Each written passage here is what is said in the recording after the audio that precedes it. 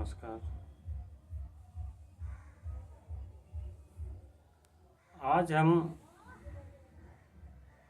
कमर दर्द के लिए एक आसन करेंगे। कई सारे आसन हैं जिनमें से जिनको कमर में दर्द है और साथ में गर्दन की समस्या भी होती है। यह आसन दोनों में फ़ायदेमंद है।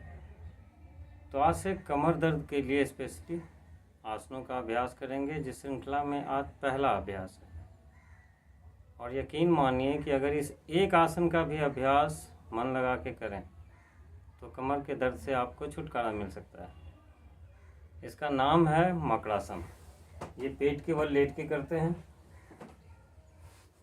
जिनको कमर में बहुत ज़्यादा दर्द है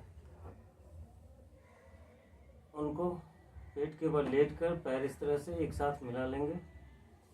दोनों एल्बो एक साथ रखिए और हथेलियों के बीच में कलाई मिलाकर चिन्ह को इस तरह से रखना है। जो कमर या गर्दन में दर्द है, तो जब आप इस पोस्चर में आएंगे तो कुछ सेकंड के बाद आपको दर्द बढ़ता हुआ महसूस होता है।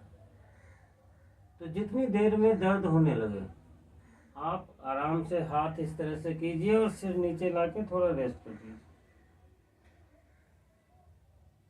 जहाँ दर्द है, तनाव महसूस हो रहा है, उस हिस्से को ढीला छोड़िए। जब वह हिस्सा रिलैक्स हो जाता है तो वापस फिर से आप इसी पोस्चर का एक अभ्यास, इसी पोस्चर में आ जाइए। फिर थोड़ी देर रुकिए। जितना देर रिलैक्स होकर रुक सकते हैं वहीं पे रुकना है। फिर दर्द महसूस होने लगे कि जैसे कमर का या गर्दन का तनाव बढ़ने लगा है, फिर से वापस नीचे आइए।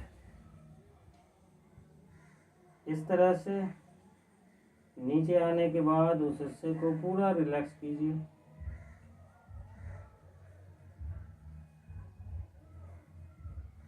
जब वह हिस्सा रिलैक्स हो जाए तो वापस फिर से इसी पोस्चर में कीजिए। इस तरह से सुबह शाम अगर आप इसका अभ्यास करें तो धीरे धीरे देखेंगे कि इस पोस्चर में रुकने का समय बढ़ता जाएगा।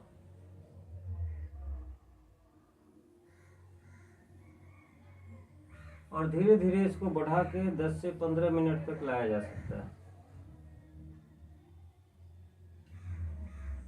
जब 2-3 मिनट से ज़्यादा अभ्यास करने लगते हैं, इस पोस्चर में आराम से रुकने लगे 2 मिनट तक, तब इस पोस्चर में रुकने के बाद आंखें बंद कर लीजिए। बंद आंखों से अपने पूरे शरीर को देखिए। शरीर में इसका कहाँ कैसा असर हो रहा है उसका ख्याल कीजिए। फिर धीरे धीरे अपना ध्यान इस पोस्चर में वहाँ लाइए जहाँ इसका सबसे ज़्यादा असर महसूस होने लग रहा है, जहाँ लगता है कि सबसे ज़्यादा दर्द है, तनाव है, कड़ापन है। वहाँ कितना दर्द है, तनाव है, कड़ापन है, इसका ख्याल कीजिए। और महसूस करें कि बाहर निकलने वाली सांस के साथ वहाँ का सारा दर्द, सारा तनाव बाहर निकल रहा है।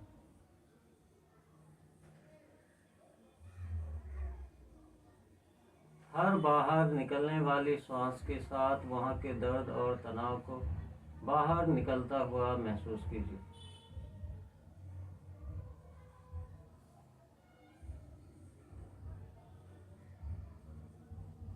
हर बाहर निकलने वाली सांस के साथ उस हिस्से में शिथिलता और शांति का अनुभव कीजिए। इस तरह से रिलैक्स होकर जितनी देर रुक पा रहे हैं रुकें। जब तनाव ज़्यादा महसूस होने लगता है किसी अंग में, खासकर गर्दन या कमर, तो वापस नीचे आएं, थोड़ा रिलैक्स कर लें। मान लीजिए 2 मिनट से 3 मिनट तक रुके, नीचे आके थोड़ा रिलैक्स कर लेंगे। जहाँ दर्द है, तनाव है, उस हिस्से को ढीला छोड़िए। फिर वापस इसी पोस्चर में आ जाएंगे। अगर ज़्यादा देर रुक पा रहे हैं तो इसी पोस्चर में रुकने कुछ देर रुकने के बाद या 25-30 श्वास तक इसी भावना के साथ रुकिए। उसके बाद सांस लेते हुए एक एक पैर को मोड़िए, छोड़ते हुए सीधा कीजिए। 10 बार, 15 बार, 20 बार इस तरह से एक एक पैर को मोड़ेंगे, फिर दोनों पैर से एक साथ।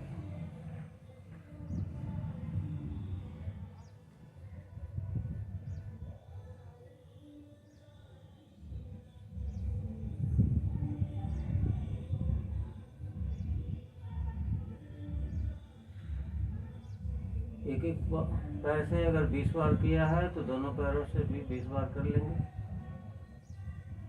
इस तरह से 5 मिनट 10 मिनट से बढ़ाते बढ़ाते 15 मिनट तक ले जाइए। जब अभ्यास के अंत में अभ्यास खत्म करना हो तो सिर को नीचे लाइए। टेलबोन से लेकर गर्दन के ऊपरी छोर तक स्पाइन के हर जॉइंट्स को देखिए। उसके आसपास के मसल्स में कैसा महसूस हो रहा है उसका ध्यान करें और हर जॉइंट्स को मेंटली रिलैक्स करते जाएं, लूज करते जाएं, ढीला छोड़ते जाएं। उस हिस्से पर थोड़ा ज़्यादा देर रुकना है जहां दर्द, तनाव या कड़ापन आपको महसूस होता है।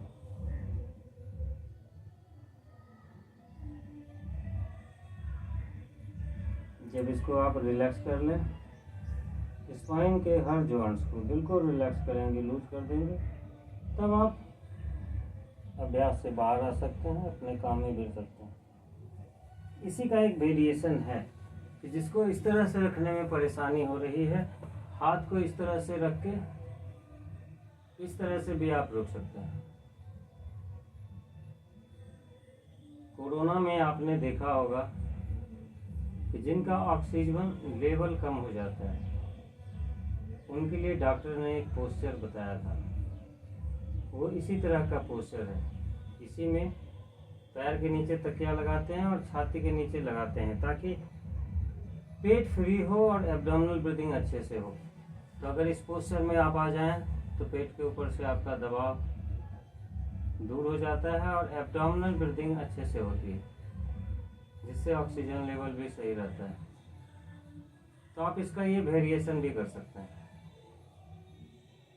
10 से 15 मिनट सुबह शाम का समय दीजिए और यकीन मानिए कमर दर्द इस एक अभ्यास से दूर हो सकता है। इसके आगे भी बैक के लिए और सारे अभ्यास हैं, मगर शुरुआत इसी आसन अभ्यास से की जाती है, इसी आसन से। यह अभ्यास जब अच्छे से होने लगता है तब फिर अगले अभ्यास को इसमें जोड़ा जाता है जो बैक के लिए है। तो आज हम लोग यही आसन करेंगे। 2 हो गया, एक मकरासन का मूल, दूसरा उसका वेरिएशन। ये दोनों अभ्यासों को आप 1 सप्ताह अगले संडे तक करके देखिए। फिर बैक का हम लोग दूसरा अभ्यास करेंगे। इस आसन के बारे में मेरा एक व्यक्तिगत अनुभव है घर का। मेरी माता जी छत से नीचे गिर गई थी तो उनके कमर में काफ़ी पेन होने लगा था। डॉक्टरों को दिखाया, दवाई देते थे, मगर वो ठीक नहीं हो पा रही थी। तो हमने उनको ये आसन बताया और उनके चौकी के ठीक सामने जहाँ वो लेटती थी, सोती थी, टीवी लगा दिया और बोला कि बस कुछ नहीं, आपको जो भी सीरियल देखना है सामने टीवी लगा हुआ है, आप इसी पोस्टर में देखिए। और धीरे धीरे उनका ये आदत ऐसा बन गया कि वो 1-1 घंटे तक इसमें लेटी रहती और इसी एक अभ्यास से उनका वो दर्द सही हुआ। तो आप लोग भी इसको कीजिए और इसका फ़ायदा उठाइए। नमस्कार। बैक के अगले और जो अभ्यास हैं वो अगले वीडियो में हम लोग आपको बताएंगे, मगर शुरुआत इसी से। कुछ दिन इसका अभ्यास करें, फिर इसका कुछ अगला आसन जोड़ें। नमस्कार।